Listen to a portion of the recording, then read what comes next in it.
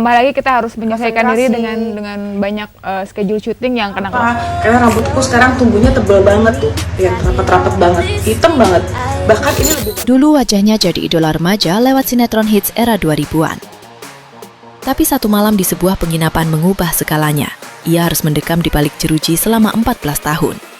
Ada juga yang harus menggendong anaknya sendiri yang meninggal dalam kandungan sambil tetap banting tulang jualan mainan demi menyambung hidup. Dari 5 nama di daftar ini, bahkan ada yang sampai mengganti namanya sendiri demi memulai hidup baru dari nol. Kenapa nasib mereka bisa berbalik sedrastis ini? Keinginan sendiri atau ada yang diajak sama?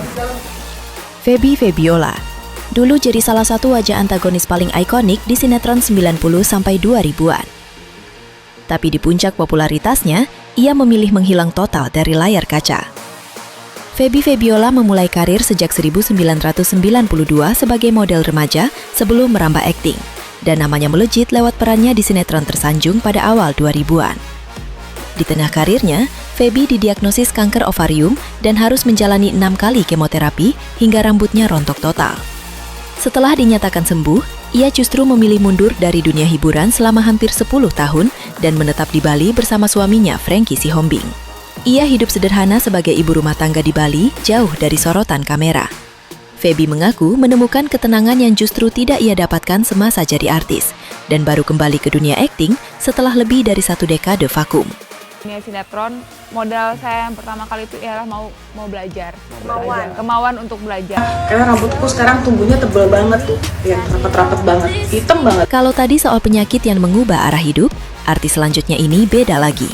Soal gangguan kesehatan mental yang sampai membuatnya takut naik panggung. Tambah lagi kita harus menyesuaikan diri dengan banyak schedule syuting yang kena. Karena rambutku sekarang tumbuhnya tebal banget tuh, ya rapet-rapet banget, hitam banget. Bahkan ini lebih bagus daripada rambut. Jelita Bahar, anak seorang penyanyi dangdut ternama ini dulu juga sempat menjajal dunia tarik suara. Tapi sekarang, ia lebih sering terlihat menggoreng risol di pinggir jalan.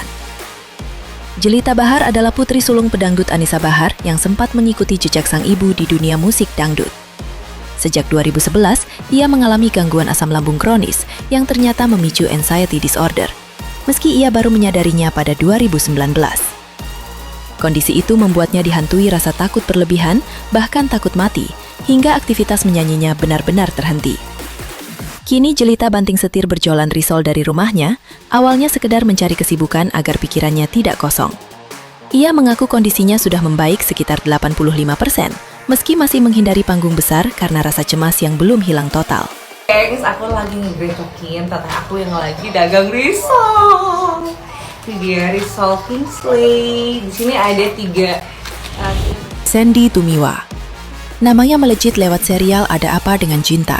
Namun satu penangkapan dini hari di sebuah hotel mengubah segalanya, sampai ia menangis di depan makam ibunya sendiri. Sandy Tumiwa mengawali karir dari ajang Abang None Jakarta Selatan tahun 2000 sebelum merambah dunia akting dan presenter. Pada 2019, ia ditangkap polisi karena kepemilikan sabu-sabu dan divonis 4 tahun penjara.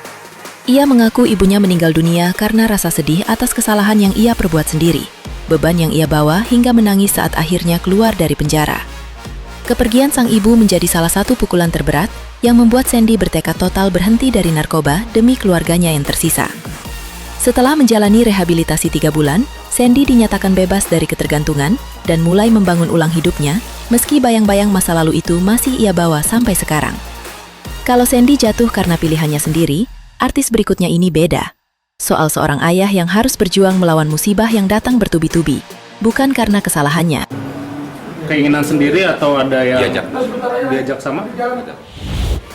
Aji Yusman dulu jadi idola remaja lewat sinetron Inikah Rasanya, beradu akting dengan Alisa Subandono.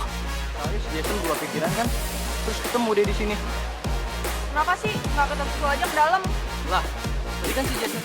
Tapi sekarang, ia harus berjualan mainan anak dan ATK bekas demi bertahan hidup. Assalamualaikum warahmatullahi wabarakatuh. Saudara-saudariku, ini langsung di kandangnya. Alhamdulillah, ini yang terupdate. Ini juga baru datang nih dengan Bobo. Aji Yusman melejit lewat perannya sebagai Aldi di sinetron Inikah Rasanya, yang sangat populer di kalangan remaja saat itu.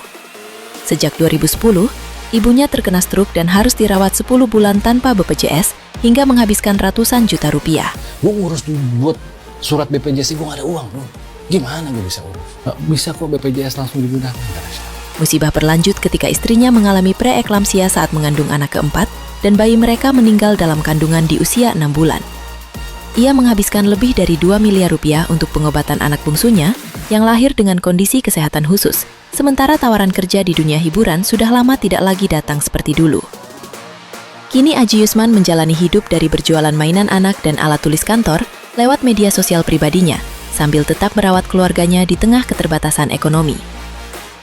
Dan sekarang, kisah paling menyentuh dari daftar ini. Seorang artis yang harus kehilangan namanya sendiri demi memulai hidup dari nol. Lah, tadi kan si Jason sendiri yang bilang. Itu cuma satu, TV. Masih ada TV. Habis bro. Tadi lu punya apa aja? Maria Eleanor, dahulu Lydia Prativi, wajahnya dulu menghiasi layar kaca lewat serial Untung Ada Cini. Namun di usia mudanya, ia harus mendekam di balik jeruji selama 14 tahun dan bahkan mengganti namanya sendiri setelah bebas. Kalau makan malamnya sate ayam. Kayak gimana tuh ya sate ayam? Oh, ayam yang dikasih tepung terus digoreng. Lydia Prativi mengawali karir sebagai model pada 2000 sebelum debut akting di sinetron Tersanjung. Lalu semakin dikenal luas lewat perannya di Untung Ada Cini dan sejumlah judul populer lainnya di awal 2000-an. Pada 2006, namanya terseret kasus pembunuhan terhadap pasangannya di sebuah penginapan di kawasan Ancol.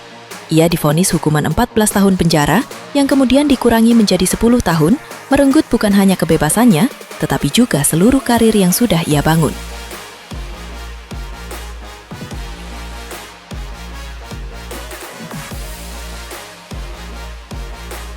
Setelah bebas murni pada November 2018, ia mengganti namanya menjadi Maria Eleanor sebagai simbol lembaran baru. Karirnya di dunia hiburan tak pernah kembali seperti dulu. Kini ia menjalani hidup sebagai kreator konten kuliner halal di YouTube, sekaligus membantu pelaku UMKM mengurus sertifikasi halal.